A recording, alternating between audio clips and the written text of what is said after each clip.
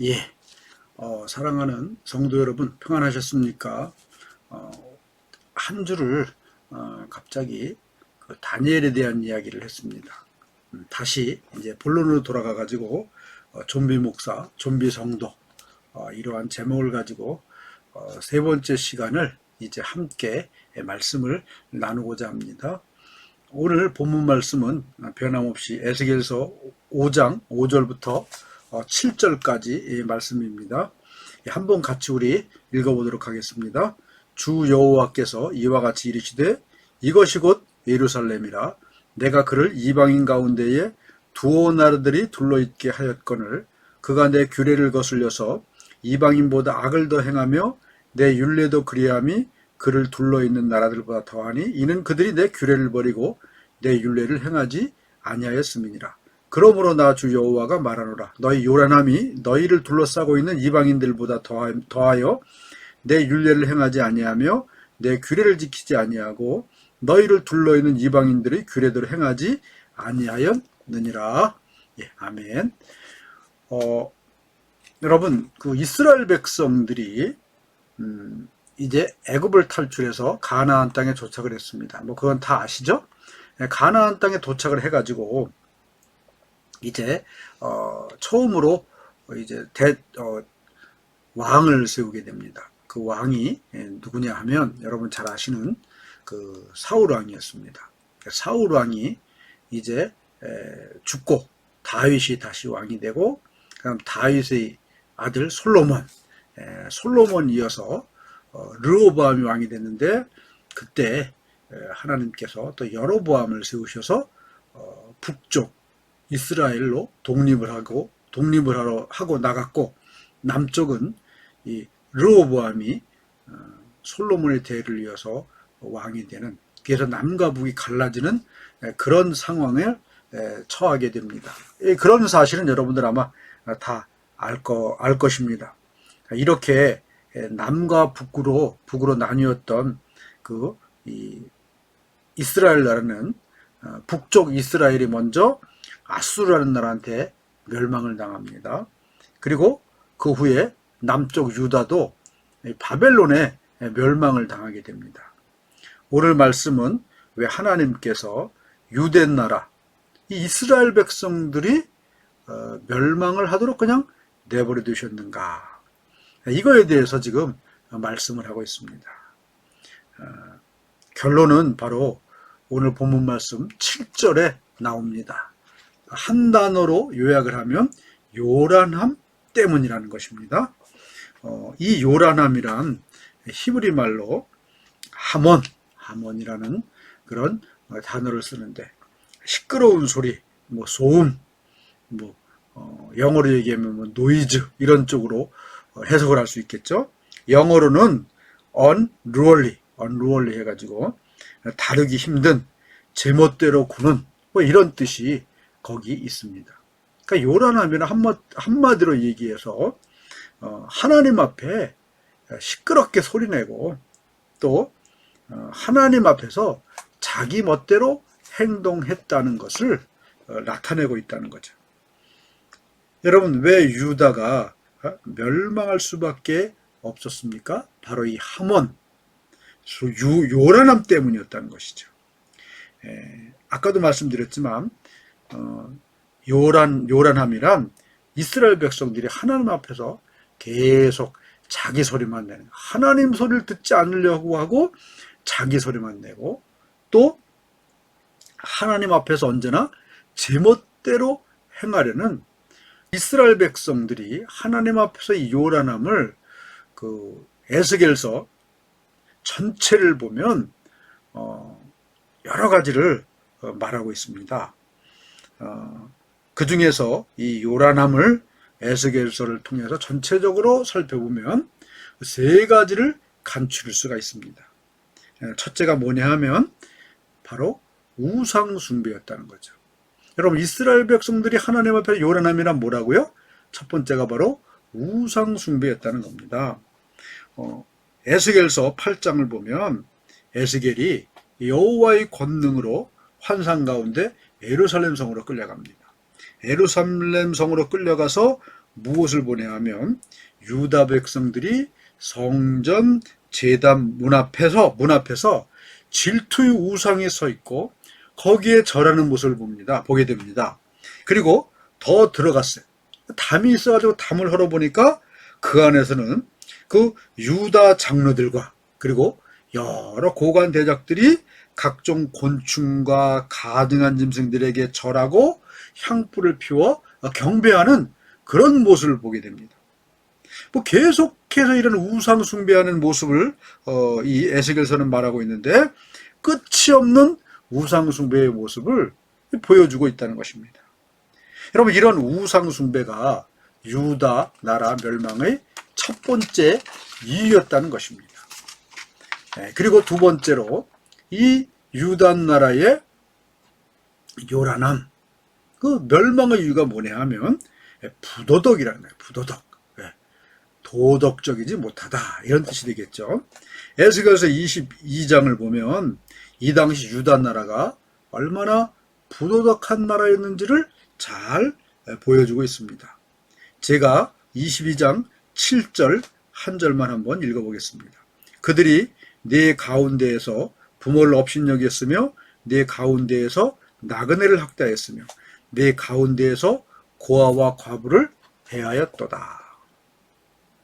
그리고 에스겔서 22장 11절 말씀을 보면 이렇게 말하고 있습니다.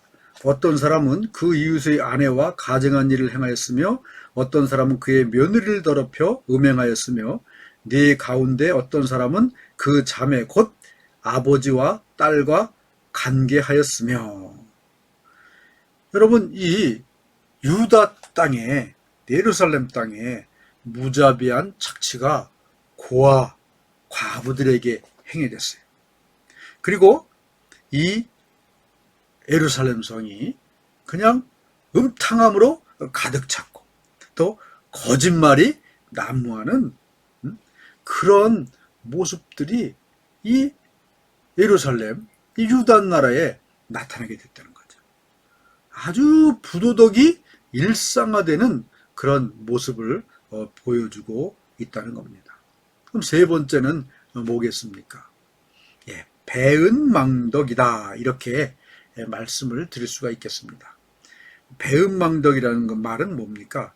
남에게 입은 은덕을 잊고 저버리고 배반한다, 이런 말이 배은망덕이에요.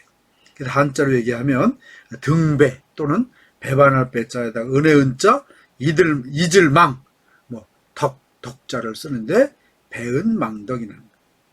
에스겔 23장 말씀을 보면 오홀라와 오홀리바에 대한 이야기가 나옵니다.